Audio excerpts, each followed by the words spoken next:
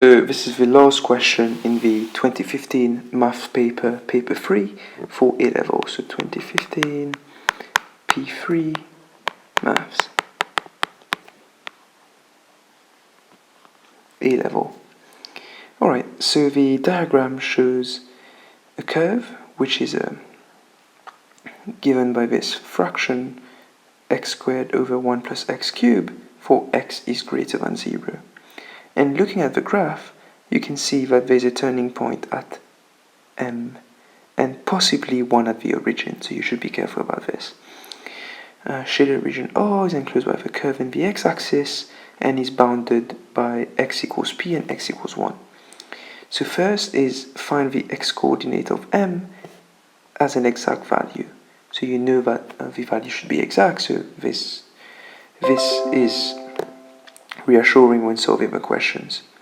So what is the strategy? Well, we can find dy by dx, which is the first derivative of y with respect to x, and then equate to 0, because at turning point, remember, dy by dx will be 0, and that's because at M, if I reproduce the drawing of a curve,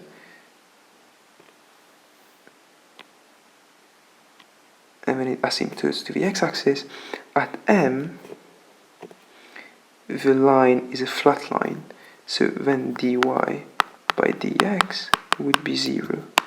This is y, and this is x. Right, so that's pretty easy. Well, it's just about computing the derivative, and we can use the quotient rule. So, what is the quotient rule? Well, d of u by v is v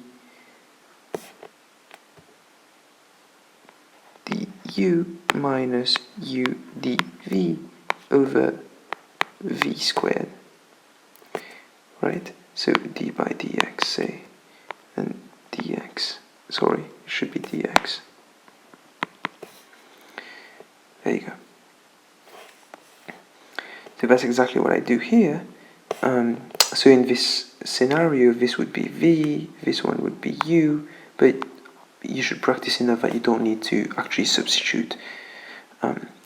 So there we go.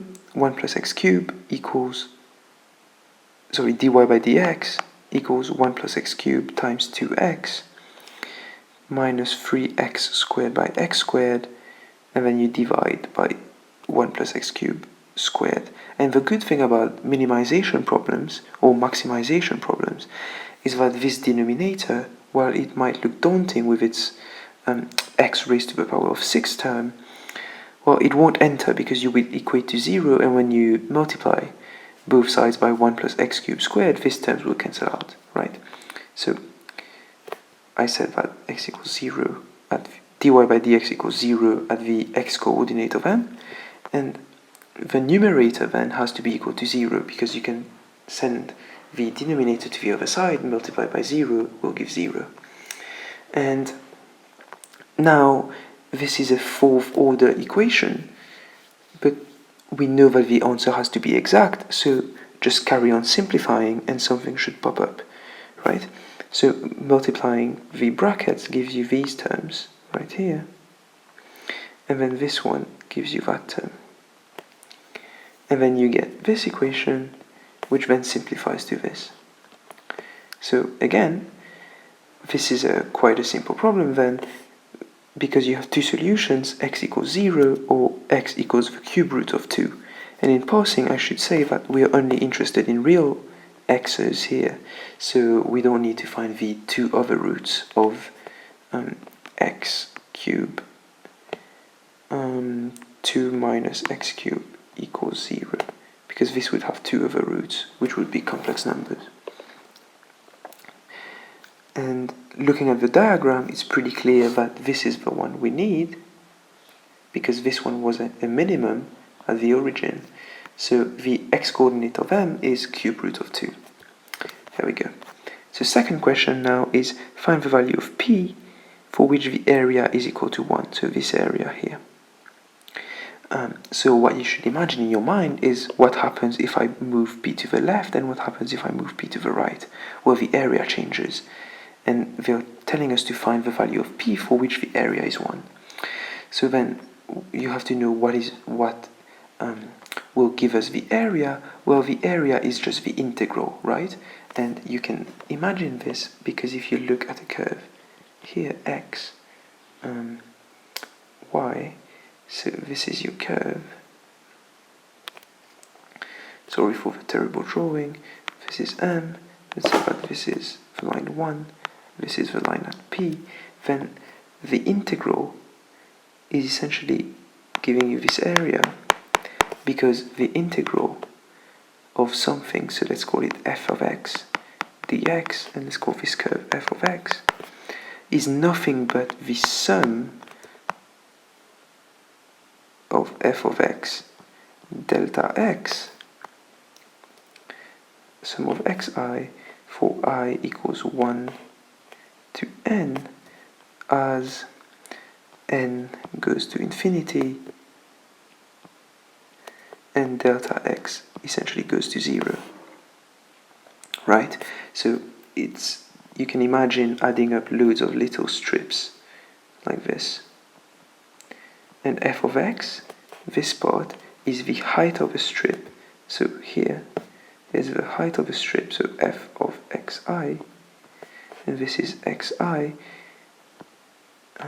Sorry, let me erase that so it becomes a bit clearer. There we go.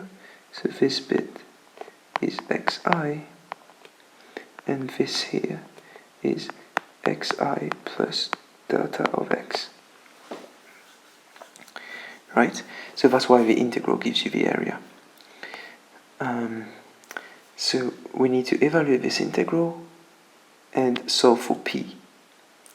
Okay, but now whenever you're faced with integrals of fractions, you should try to cast it in the form of an ln term, and often it will work. Otherwise, you could see other videos about how to do the integration. Well, clearly, the derivative of 1 plus x cubed is x squared, and then dx here. Yeah? So this should be dx. So we can rewrite the integral as 1/3 times 3x squared 1 over x cubed dx. Right? And then if you remember correctly, d of ln d by dx of ln of fx, or I used f already, so let's use g. So ln of gx is simply given by g prime of x divided by g of x, where g prime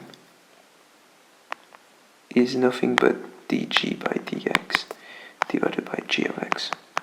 Right, so g prime of x is the Leibniz notation. Or is it Lagrange notation?